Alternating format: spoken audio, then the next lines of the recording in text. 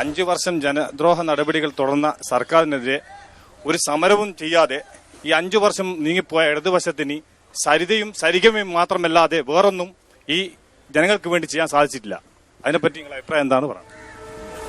ഈ 5 വർഷക്കാലം ഞങ്ങൾ നടത്തിയ സമരം മുഴുവൻ ചീറ്റിപ്പോയി എന്ന് നീളത്തിൽ പ്രസംഗിക്കുന്നവരായ UDF-കാർ. ഉളുപ്പില്ലാത്തവന്റെ ആസനത്തിൽ ആല് മുളച്ചാൽ അതും ഒരു അലങ്കാരം എന്ന നിലയിൽ ഓരോ സമരത്തിന്റെയും ഭാഗമായി ആ സമരത്തെ അവഹേളിക്കുകയാണ് ചെയ്തത്. സമരം പരാജയപ്പെട്ടു. ഈ നാട്ടിലെ അടിസ്ഥാന പ്രശ്നം എന്താ? ആ പ്രശ്നത്തിന്റെ കൂടെ ജനം നിന്നു. ഞങ്ങൾ പറഞ്ഞ സമരത്തിൽ ഉന്നയിച്ച എല്ലാ വിഷയവും ശരിയാണെന്ന് സമർത്ഥിക്കപ്പെടുന്ന സ്ഥിതിവിശേഷം ഉണ്ടായി. അതുകൊണ്ടാണ് സരിത കോടിക്കണക്കിന് രൂപ സമ്പാദിക്കുന്നവളായി മാറിയത്. ഒരു പീറക്കടലാസ് എഴുതി കൊടുത്താൽ അടൂർ പ്രകാശ് 10 ലക്ഷം കൊണ്ട് കൊടുക്കും, ഉമ്മൻചാണ്ടിയുടെ PA 20 ലക്ഷം കൊണ്ട് കൊടുക്കും. ഇങ്ങനെ കോടികൾ സമ്പാദിക്കുന്നവരായി ഈ പറയുന്ന രൂപത്തിൽ ആളുകൾ മാറി. ആരാ ഉണ്ടാക്കിയത്? എല്ലാവരും തെളിവ് കൊടുത്തു. ആ തെളിവിന്റെ ഭാഗമായുള്ള അന്വേഷണം നടക്കുകയല്ല ഇവിടെ. ഈ അന്വേഷണത്തിന്റെ മുകളിൽ പൂർത്തീകരണം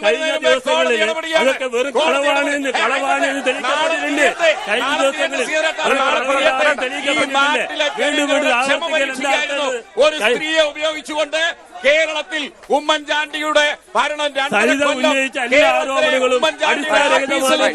ഉമ്മൻചാണ്ടിയുടെ ആഫീസിൽ നിന്ന് 6 പേരെ സസ്പെൻഡ് ചെയ്തു. എന്തിനാ ഡിസ്മിസ് ചെയ്തത്? ജിക്കുമോൻ, ജോപ്പൻ, സലിം രാജ്, ഈ കാട്ടുകള്ളന്മാർ മുഖ്യമന്ത്രിക്ക് കൊടപിടിച്ച ആളുകളല്ലേ? ഇവരെന്തിനാ പുറത്താക്കിയത്? ഇന്ന് നാട്ടിലെ ചെറുപ്പക്കാരുടെ മുഴുവൻ ആൻഡ്രോയിഡ് ഫോണിനകത്ത് ഉടുതുണിയില്ലാത്ത സരിതയുടെ ഫോട്ടോ ഒരു DGP പുറത്തിറക്കിയതാണെന്ന സരിത പറയുന്നത്. എന്റേതല്ല. ആരാണ്? മുഖ്യമന്ത്രിയുടെ ആഫീസിൽ രാപ്പകൽ കയറി ഇറങ്ങുന്ന ഒരു സ്ത്രീ ഈ കേരളത്തിന്റെ അന്തസ് കെടുത്തിയല്ലേ? എന്നിട്ട് അവർക്ക് പിന്തുണ പ്രഖ്യാപിച്ച് കൈയടിക്കുന്ന UDF-കാരൻ ഈ സഭയിൽ വന്നിരുന്ന് വടകരെ അഭിമാനിക്കല്ലേ? ഒരു സരിതയെ കാണിച്ച് ഉമ്മൻചാണ്ടിയെ തഴയിടാൻ നോക്കണ്ട. കാരണം നമുക്കറിയാം 2011 ഈ ഗവൺമെന്റ് അധികാരത്തിൽ വന്നത് വെറും 2 വോട്ടിന്റെ ഭൂരിപക്ഷത്തിനാണ്. 2 സീറ്റിന്റെ ഭൂരിപക്ഷത്തിനാണ് അന്ന് വന്നിരിക്കുന്നത്. പക്ഷെ ഇന്ന് ഉമ്മൻചാണ്ടി പടിയിറങ്ങാൻ പോകുന്നുണ്ട്. 7 വോട്ടുകളുടെ ഭൂരിപക്ഷത്തിലാണ് ഇന്ന് പടിയിറങ്ങാൻ വേണ്ടി പോകുന്നത്. നമുക്കറിയാം അന്ന് പറഞ്ഞു ദാ ഉമ്മൻചാണ്ടിയെ ഞങ്ങൾ താഴെ ഇറക്കാൻ വേണ്ടി പോകുന്നു. നിങ്ങൾ 5 കൊല്ലമായില്ലേ ശ്രമിക്കുന്നത്? 5 കൊല്ലമായില്ലേ ഉമ്മൻചാണ്ടിയെ താഴെ ഇറക്കാൻ വേണ്ടി ശ്രമിക്കുന്നു? അവസാന ഘട്ടത്തിൽ ഗത്യന്തരമില്ലാതെ സരിതയെ കൊണ്ടുവന്നു നിങ്ങൾ. എന്നിട്ടും എന്താ? ആ സരിതയെ കൊണ്ടുവന്നിട്ട് പോലും നിങ്ങൾക്ക് ഉമ്മൻചാണ്ടിയെ താഴെ ഇറക്കാൻ വേണ്ടി കഴിഞ്ഞില്ല. സരിതയുടെ അപവാദങ്ങൾ പ്രചരിപ്പിച്ചുകൊണ്ട് നിങ്ങളത് ഏറ്റെടുത്തുന്ന നിങ്ങളാണ് ഏറ്റവും വലിയ മോശക്കാരെന്ന് പറയാം. കേരളത്തിന് വേണ്ടത് വികസനമാണ്. ആ വികസന കാഴ്ചപ്പാടാണ് നമുക്ക് സരിതയല്ല വേണ്ടത്. 2011 നിയമസഭാ തെരഞ്ഞെടുപ്പിൽ നിങ്ങൾക്ക് 5000 ചില്ലാൻ വോട്ടുകളാണ് കിട്ടിയത്. തദ്ദേശ ഭരണ തെരഞ്ഞെടുപ്പിൽ അത് 14,000 നിങ്ങൾക്ക് വടകര നഗരസഭയിൽ 2 സീറ്റ് കിട്ടി. ചോറോട് പഞ്ചായത്തിൽ 1 സീറ്റും കിട്ടി. BJP BDJS കൂട്ടുകെട്ട് എന്ത് കാൽക്കുലേഷനാണ് വടകരയിൽ നടന്നത്? വടകര മണ്ഡലത്തെ സംബന്ധിച്ചിടത്തോളം BJP കഴിഞ്ഞ തെരഞ്ഞെടുപ്പിൽ ഞാൻ ആദ്യം തന്നെ പറഞ്ഞതാണ്, വളരെ ശക്തമായ മുന്നേറ്റമാണ് ഈ മണ്ഡലത്തിൽ ഉണ്ടാക്കിയിട്ടുള്ളത്. തീർച്ചയായിട്ടും ഈ തെരഞ്ഞെടുപ്പിൽ ഞങ്ങൾ മുന്നോട്ട് വെക്കുന്നത് വടകരയുടെ വികസന പ്രശ്നങ്ങൾ തന്നെയാണ്. സോളാർ വിവാദം ഒക്കെ അവിടെ നിൽക്കട്ടെ. പക്ഷെ വടകര ഇത്രയും നാൾ ഭരിച്ചത് ഇടതുപക്ഷത്തിന് അനുകൂലമായിരുന്നു. പക്ഷെ വടകരയിലെ എന്ത് വികസനത്തിനെ പറ്റിയാണ് നമുക്ക് ചർച്ച ചെയ്യാനുള്ളത്? ഒരു തരത്തിലുള്ള വികസനവും വടകര നടന്നിട്ടില്ല.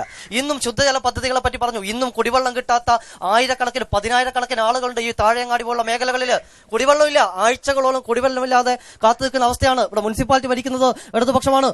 ഇവര് എന്താണ് ഇപ്പോഴും മുനിസിപ്പാലിറ്റിയുടെ മുന്നിൽ സമരമാണ്. ഇവിടുത്തെ CPM വിഭാഗത്തിൽപ്പെട്ട ആളുകൾ ഇവിടെ കരിമലപ്പാലം മേഖലകളിൽ പകർച്ചവ്യാധികളാണ്. മാലിന്യ പ്രശ്നത്തിന് ഒരു പരിഹാരവും കണ്ടെത്താൻ വേണ്ടി സാധിച്ചിട്ടില്ല. സാൻഡ് ബാങ്ക്സ് ടൂറിസം പദ്ധതി കേരളത്തിലെ ടൂറിസം മേഖലയിലെ ഏറ്റവും സുപ്രധാനമായിട്ടുള്ള ഒരു സ്ഥലമായിട്ടുള്ള ഈ പ്രദേശത്ത് ഒരു തരത്തിലുള്ള ടൂറിസവുമായി ബന്ധപ്പെട്ട ഒരു വികസനവും ചെയ്യാൻ പറ്റി സാധിച്ചിട്ടില്ല. അത് മാത്രമല്ല, കുറ്റ്യാടി ജലസേചന പദ്ധതി അത് വടകരക്ക് കൂടി ഉപയോഗപ്രദമാകുന്ന രീതിയിൽ വിനിയോഗിക്കണമായിരുന്നു. പക്ഷെ അതിനു വേണ്ടിയിട്ടുള്ള ശ്രമങ്ങൾ നടത്തിയിട്ടില്ല. ഇവിടെ വടകരയിലെ ഏറ്റവും പ്രധാനപ്പെട്ട ഒരു റോഡാണ് വടകര ലിങ്ക് റോഡ്. ആ ലിങ്ക് റോഡ് ഇന്നും അശാസ്ത്രീയമാണ്. ഒരു ഭാഗത്തോടു കൂടി മാത്രമേ വാഹനങ്ങൾ കടന്നു പോകുന്നുള്ളൂ എന്ന് പറഞ്ഞാൽ തീർച്ചയായും വടകര വികസന മുരടിപ്പിലേക്ക് നയിച്ചത് ഇവരാണ്. ഒരു പ്രധാനപ്പെട്ട കാര്യം കൂടി, വടകരയുടെ ഏറ്റവും വലിയ ശാപം എന്ന് പറയുന്നത് വടകര പരീക്ഷിക്കുന്നത് മുഖ്യധാര രാഷ്ട്രീയ പാർട്ടികളെ അല്ല, മറിച്ച് ആളില്ലാത്ത മുന്നണികളെ വടകര പരീക്ഷിച്ച് ജയിപ്പിക്കുന്നത്. അത് തന്നെയാണ് വടകരയുടെ തീരാശാപം എന്നാണ് BJPക്ക് പറയാനുള്ളത്. തീർച്ചയായിട്ടും ഇത് വടകരയിലെ ജനങ്ങൾ തിരിച്ചറിയും. ലിനീഷ്, വടകരയുടെ പൊതുവികസനം, അതോടൊപ്പം തന്നെ ഈ പറഞ്ഞതുപോലെ സോളാർ വിവാദം, അഴിമതി ആരോപണങ്ങൾ നേരിടുന്ന മന്ത്രിമാർ, ഇങ്ങനെയുള്ള ഒരുപാട് വിഷയങ്ങളുണ്ട്. അതെല്ലാം ഈ തെരഞ്ഞെടുപ്പിൽ ഇടതുപക്ഷവും BJPയും ഉയർത്തിക്കൊണ്ടുവരും. അപ്പോൾ നിങ്ങൾ CPMന്റെ അക്രമ രാഷ്ട്രീയം എന്നൊരൊറ്റ വിഷയത്തിൽ നിന്നുകൊണ്ട് ഈ തെരഞ്ഞെടുപ്പിനെ നിങ്ങൾക്ക് എങ്ങനെ നേരിടാൻ കഴിയും? വടകരയുടെ വികസനം സംബന്ധിച്ച് എന്ത് കാഴ്ചപ്പാടാണ് നിങ്ങൾ മുന്നോട്ട് വെക്കുക? ഇപ്പൊ ദിവാകരൻ മാഷ് പറഞ്ഞു RMB UDFന്റെ കൂടാരത്തിലാണ്. ഇപ്പോ മമതാ ബാനർജി എന്താ പറയുന്നത്?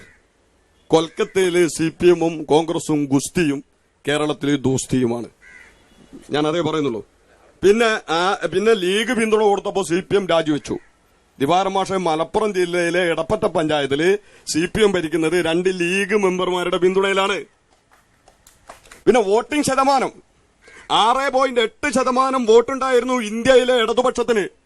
എപ്പോ 64 പിളർന്ന സമയത്തൊക്കെ. അപ്പൊ ഞാനിപ്പോ അടുത്ത് CPMന്റെ ഒരു പ്രധാനപ്പെട്ട നേതാവിനോട് ചോദിച്ചു, എന്താ സഖാവേ?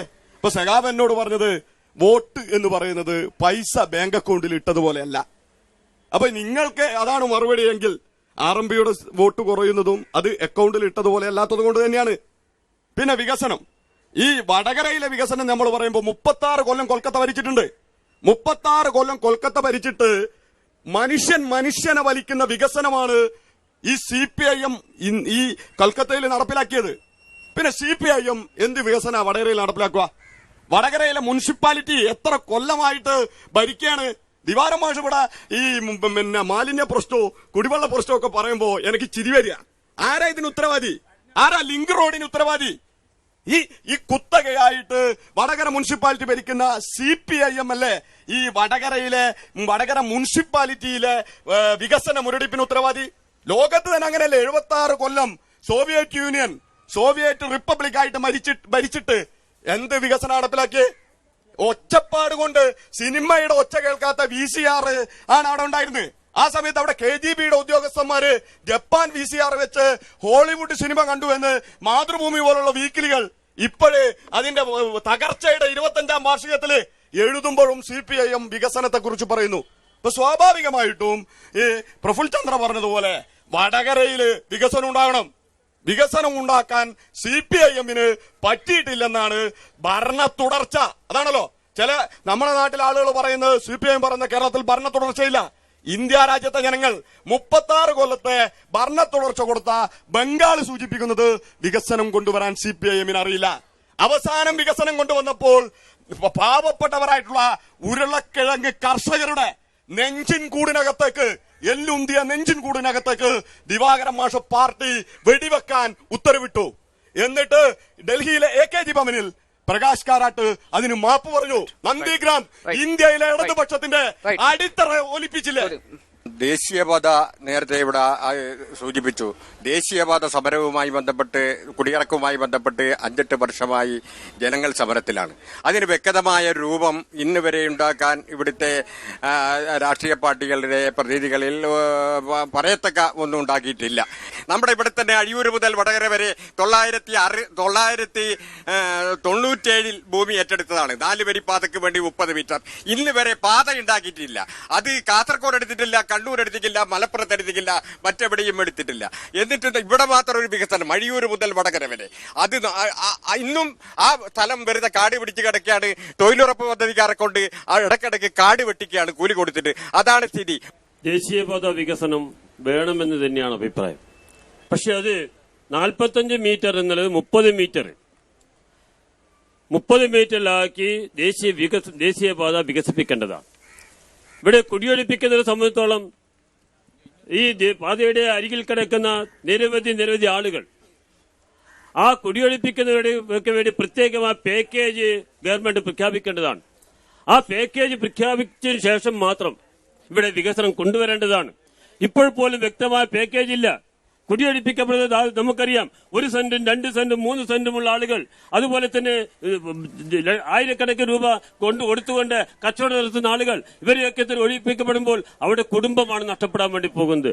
ആ കുടുംബത്തെ നിലനിർത്തണമെങ്കിൽ, അവിടെ ജീവിതം നിലനിർത്തണമെങ്കിൽ അതുമായി ബന്ധപ്പെട്ട് അവിടെ കൃത്യമായ പാക്കേജ് നൽകിക്കൊണ്ട് 30 മീറ്റർ വീതിയിൽ ദേശീയപാത വികസനം നടപ്പിലാക്കണമെന്നുള്ളതാണ് പൊതുവായ അഭിപ്രായം. ആ അഭിപ്രായത്തിന് പിന്നിലാണ് ജനതാദളിനെ സംബന്ധിച്ച് നമുക്കറിയാം. നേരത്തെ തന്നെ ഏറ്റവും കൂടുതൽ മുൻപന്തിയിൽ ആദ്യഘട്ടമായി ഇത് വന്നിരിക്കുന്ന MP വീരേന്ദ്രകുമാറാണ്. അദ്ദേഹമാണ് പറഞ്ഞിരിക്കുന്നത് ഈ കുടിയൊഴിപ്പിക്കപ്പെടുന്നവരുടെ പ്രശ്നങ്ങൾക്ക് പരിഹാരം ആദ്യം കാണണം, അതിനുശേഷം ദേശീയപാത വികസനം നടപ്പിലാക്കണമെന്ന് ആദ്യമായി ഈ കേരളത്തിലെ ജനങ്ങളോട് പറഞ്ഞത് ശ്രീ MP വീരേന്ദ്രകുമാറാണ്. BJPയുടെ നിലപാട് BJPക്ക് കേരളം പോലെ ജനസാന്ദ്രത കൂടിയിട്ടുള്ള ഒരു ഭൂപ്രദേശത്ത് ഇത്തരം പദ്ധതികൾ നടപ്പിലാക്കുന്ന സമയത്ത് തീർച്ചയായിട്ടും അത് ബാധിക്കുന്ന ജനവിഭാഗങ്ങളെ അവരെ പരിഗണിച്ചുകൊണ്ട് മാത്രമേ വികസനം സാധ്യമാക്കാൻ പാടുള്ളൂ എന്നാണ് BJPയുടെ നിലപാട്. അത് കൃത്യമായിട്ടും ഇവിടുത്തെ ജനങ്ങളുടെ ആശങ്ക BJP നേതൃത്വം കേന്ദ്ര നേതൃത്വത്തെ അറിയിച്ചിട്ടുണ്ട്. അത് തീർച്ചയായും അനുഭാവപൂർവ്വം പരിഗണിച്ചുകൊണ്ട് മാത്രമേ അത്തരം പദ്ധതികളുമായിട്ട് മുന്നോട്ട് പോകൂ എന്നാണ് പറയാനുള്ളത്. CPM-നെ സംബന്ധിച്ചിടത്തോളം, ഇടതുപക്ഷ മുന്നണിയെ സംബന്ധിച്ചിടത്തോളം ഈ നയം വളരെ കൃത്യമായി വ്യക്തമാക്കിയിട്ടുണ്ട്. ജനവാസ കേന്ദ്രങ്ങളിൽ ഭൂരിപക്ഷം വരുന്ന ജനത അധിവസിക്കുന്ന മേഖലകളിൽ അവരുടെ കിടപ്പാടം നഷ്ടപ്പെടുത്തിയിട്ടുള്ള ഹൈവേ വികസനം മാത്രമല്ല ഒരു വികസനവും വേണ്ട എന്നുള്ള നിലപാട് പരസ്യമായി CPM ഇടതുപക്ഷ പ്രസ്ഥാനവും പ്രഖ്യാപിച്ചിട്ടുണ്ട്. അതിന്റെ മുകളിൽ വേറെ ഒരു അഭിപ്രായ ഭിന്നതയും ഈ നാട്ടിൽ CPM-ന്റെ മുകളിലില്ല, ഇടതുപക്ഷത്തിന് മുന്നണിയുടെ മുമ്പിലും ഇല്ല.